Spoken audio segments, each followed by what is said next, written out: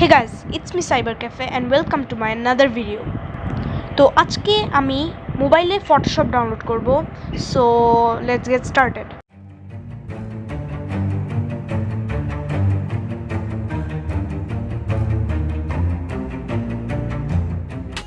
প্রথমে আপনাকে ক্রোম ব্রাউজারে যেতে হবে।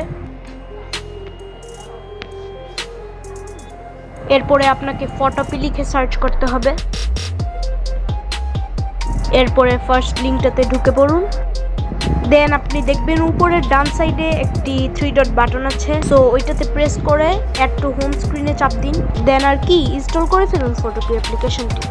ইনস্টলে চাপ দেওয়ার 5-6 সেকেন্ড পরেই আপনার স্ক্রিনের মধ্যে ফটোপি অ্যাপ্লিকেশনটি চলে আসবে। সো আমি একটু ফটোপিতে ঢুকে দেখাচ্ছি। সো গাইজ, এখন আমি ফটোপি অ্যাপ্লিকেশনের ভিতরে ঢুকে পড়েছি। সো আপনারা দেখতে পারবেন যে এটা পুরাই ফটোশপের মতো দেখতে, মানে বলতে গেলে মোবাইলের ফটোশপ। তো গাইজ, আজকের ভিডিওটা এতটুকুই ছিল। আশা করি আপনাদের ভালো লেগেছে। So ta-ta, take care, have fun, খুদা হাফেজ।